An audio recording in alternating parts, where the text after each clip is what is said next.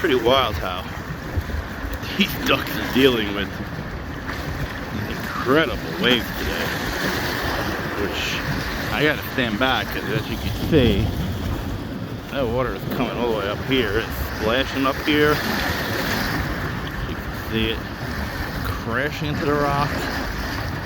And this is sometimes happens when a boat goes by, but there's no boat. This is all the wind.